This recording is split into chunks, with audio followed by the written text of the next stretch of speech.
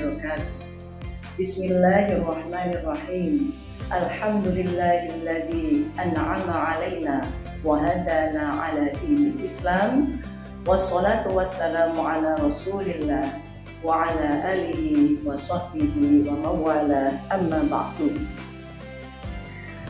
Yang terhormat Bapak Kepala Kementerian Agama Kabupaten Jombang beserta seluruh jajaran, hadirin hadirat, shaimin shaimat dimanapun Anda berada, rahimakumullah.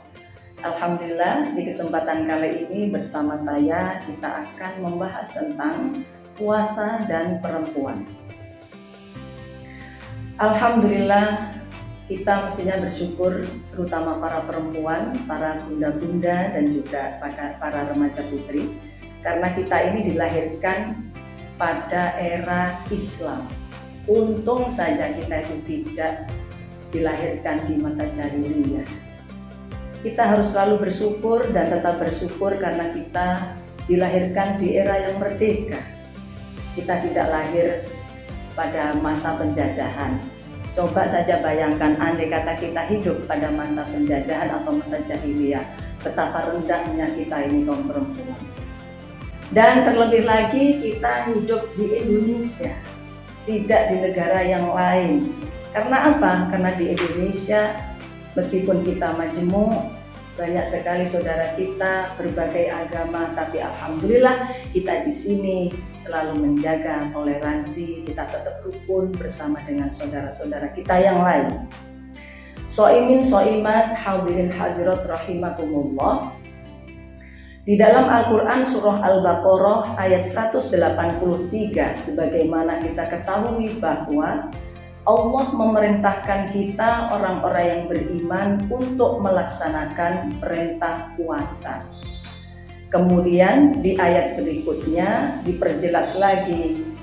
Ayat 184 mengatakan ayyaman ma'dudat. Jadi puasa itu pada hari-hari tertentu yang sudah ditetapkan. Ini menegaskan bahwa kita harus sungguh-sungguh di hari yang terbatas ini, jangan kita abaikan, jangan kita anggap sepele, tapi kita harus memanfaatkan ayyamam ma'dudat ini dengan sebaik-baiknya. Kemudian kelanjutan ayat tersebut mengatakan, وَمَنْ كَانَ مِنْكُمْ مَرِيضًا أَوْ عَلَى سَفَرٍ فَعِدَّةٌ مِنْ أَيَّامٍ أُخَرَ. Bagi mereka yang merasa tidak kuat untuk melaksanakan puasa, contoh, siapa ya contohnya? Orang-orang yang sudah uzur, yang sudah sepuh, yang sudah pikun mungkin ya. Nah itu bagaimana? Boleh meninggalkan puasa karena mereka memang sudah tidak kuat. Maka bagi mereka ini boleh mengganti puasanya itu dengan fidyah. Jadi ada dua kategori. Ada orang yang memang tidak mampu, tidak kuasa untuk melakukan puasa dan mereka menggantinya dengan fidyah. Adapun bagi mereka yang au ala safarin, yang kita ini yang masih sehat walafiat, kemudian dalam perjalanan, minimal perjalanan itu adalah perjalanan yang membolehkan untuk mengqashar dan menjamak sholat, maka kita boleh untuk mongkel kalau bahasanya orang Jawa.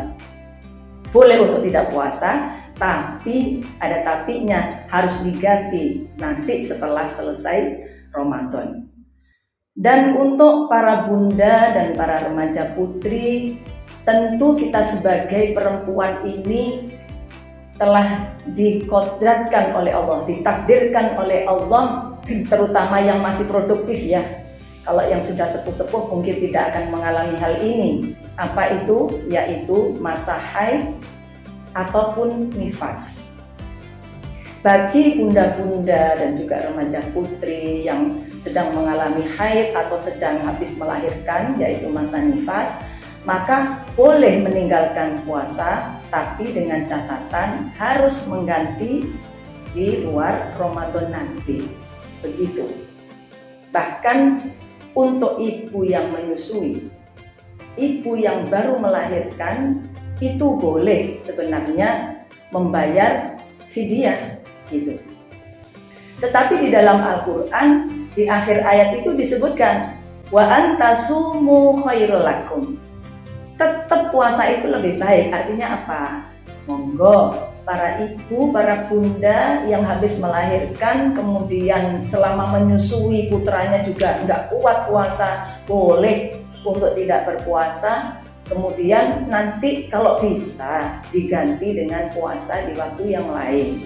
Meskipun ada pendapat boleh dibayar fidyah, tetapi ayat ini mengatakan wa antasumu khairul lakum. Tetap ganti ambil poso dengan puasa itu lebih baik, itu di mata Allah seperti itu. Soimin, soimat, muslimin, muslimat, rahimakumullah. Bagi bunda-bunda dan juga remaja putri yang sedang mengalami haid ataupun sedang nifas, jangan sia-siakan waktu Ramadan ini. Kemudian mentang-mentang haid atau sedang nifas, wah merdeka nih, aku makan sebanyak-banyaknya, kemudian kita terlalu bersantai-santai tidak melakukan apa-apa. Maka untuk panjenengan-panjenengan yang sedang udzur, ya kita terima aja, ini takdir dari Allah. Ada orang yang sudah puasa, sore maghrib kurang 5 menit, tamunya datang. Tamu yang mana ya? Itu bulanan, ya tamu bulanan maksudnya. Ya batal, berarti puasa kita batal. Walaupun kurang 5 menit dari maghrib, itu puasa kita batal.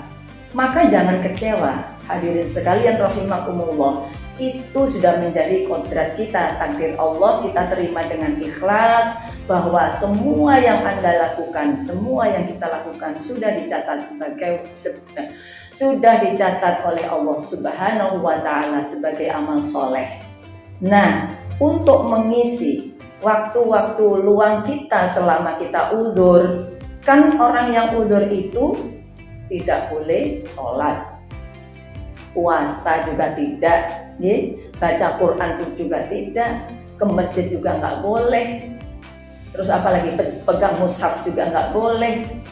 Terus kita ngapain?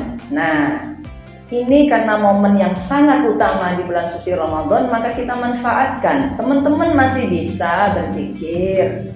Zikir apa saja silahkan, karena zikir tidak harus suci dari hadas dan najis. Kemudian panjenengan juga masih bisa mengikuti taklim di bulan suci Ramadan ini. Bisa juga tetap berdoa. Jadi doa itu kan tidak harus suci ya.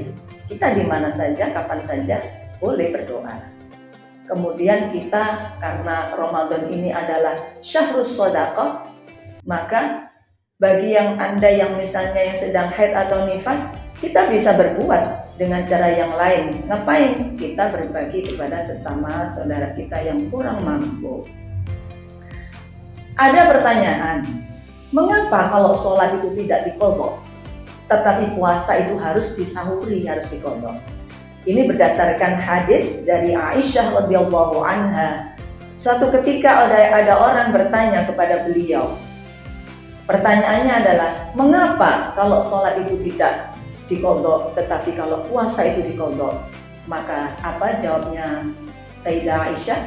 Beliau berkata, dulu kami juga seperti itu. Sholat tidak diperintahkan untuk mengqodho, adapun puasa kita harus menggantinya di waktu yang lainnya. Demikian yang dikatakan oleh Sayyidah Aisyah. Para ulama mengambil kesimpulan, mengapa sih sholat itu tidak perlu diqodho bagi orang yang sedang haid ataupun nifas?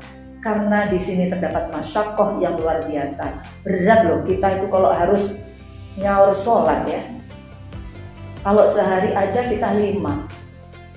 Kalau haidnya seminggu bisa sekian puluh kali kita harus melaksanakan sholat, nyaur sholat. Tetapi kalau puasa, kenapa puasa itu harus disahuri? Karena selain tadi di dalam Al-Quran disebutkan, bagi siapa yang berhalangan untuk berpuasa harus diganti di hari yang lain. Di samping itu, melaksanakan qodho puasa itu insya Allah tidak mengandung masyaqqat, sama sekali tidak berat. Paling-paling utangnya orang yang haid itu paling 5. Ada yang mungkin 7 atau 8 maksimal, ya rata-rata seperti itu.